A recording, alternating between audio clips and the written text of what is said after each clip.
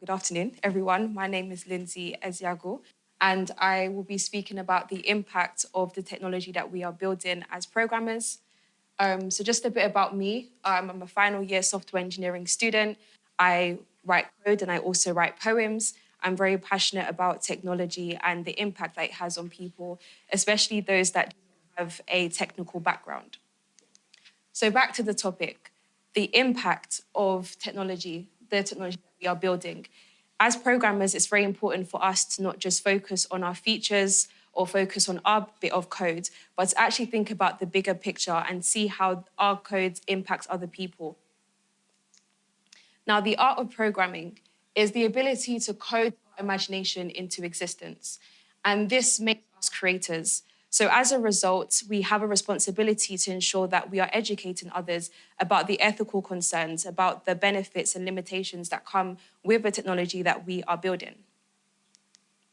There are many ethical concerns that can fall under these umbrellas, such as the lack of regulations and governance, discrimination and social impact, autonomy and accountability, bias and fairness, especially when it comes to bias and fairness, because sometimes the people that are behind the technology that we are building are not reflecting the diversity of the people that will be impacted.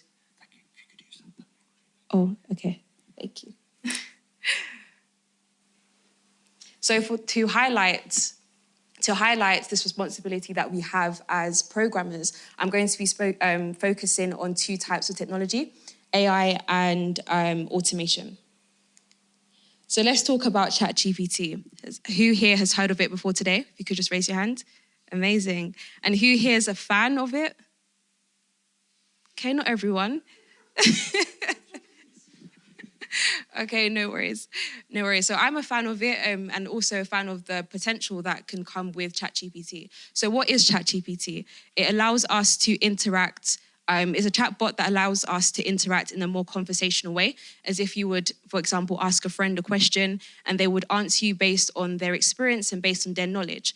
Now, what makes this different to Google, for example, is if you were to ask Google a question, it will provide multiple resources and give you the responsibility to decide what source you want to consume and what source you want to reject. Whereas ChatGPT, being trained on a wide range of information that is publicly accessible online, is able to give you a more contextualized answer rather than giving you a wide range of sources. So this question, so will ChatGPT replace us? It's quite an innocent question for someone who may not have much technical background. And in us, they're referring to us as human beings. So I decided, let's ask ChatGPT and see what it says. And just to summarize its response, as an AI model, it doesn't have the ability to replace us as human beings because we have certain characteristics and qualities that make us different and cannot be replicated by machines. However, never say never, because we never know what the future may hold. Now, I spoke about how the qualities and the characteristics that cannot be replaced by machines, and some of these characteristics can be creativity or critical thinking. Now, even though ChatGPT may not be able to fully replace creativity, if someone like me, a poet, decides to become heavily reliant on ChatGPT, I may lose the muscle to be creative and lose that authentic, I would say, twist to my work.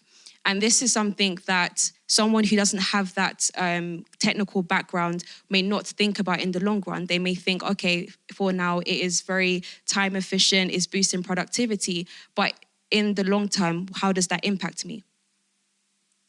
Now, ChatGPT, one of the aims is to help and assist us with certain roles and certain tasks that we may find a bit boring and repetitive, such as scheduling meetings or sending emails or analyzing data. Now, ChatGPT is able to fulfill this aim, but at the same time, they are taking away jobs from other people because these mundane tasks that we may find boring could actually be the jobs of other people. So it's important for us as programmers to educate those that are going to be impacted the most. And this now leads to the impact of technology on the workforce. It's important for us as programmers to understand that when we are creating technology and we are coding our features or focusing on our side of the whole development, that we are aware of the greater impact on other people that may not have the same skills that we do. So this is a study by PwC, and from their analysis, 44% of those who work and come from a low educational background, are at risk of their jobs being automated by the mid-2030s.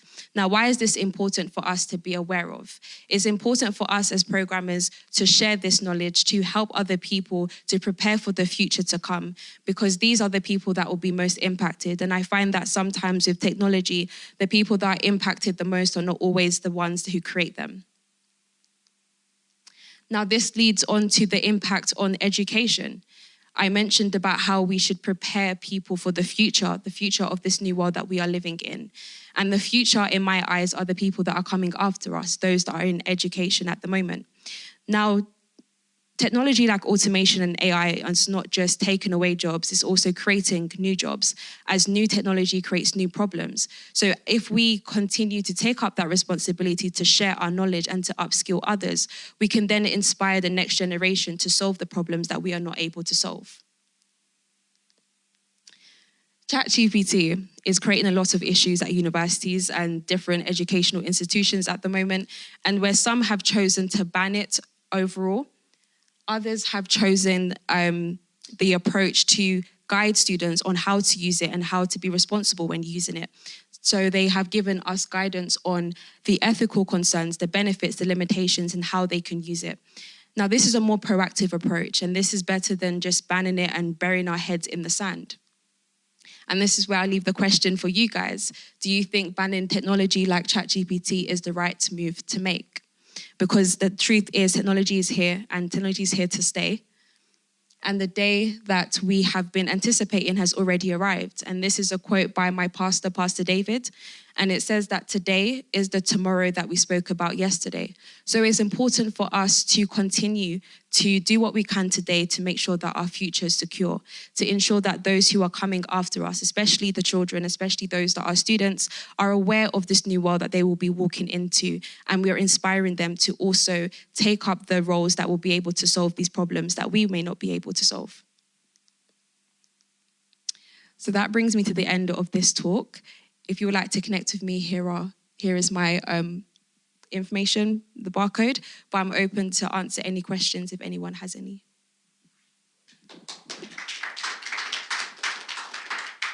You talked about the displacement of, you didn't use the term displacement of jobs in terms of tasks. Did you come across, when you were looking at this, did you come across a distinction that I've only seen made a few times, the difference between task and job? In other words, we automate tasks and that doesn't necessarily get rid of jobs, but the more that your job is dominated by one task, the more likely you are to lose that job. And it was a very interesting distinction when I came across it. I hadn't seen it before. I just wondered if you had come across that, because it gives us a different way of looking at it. High-speed lecture.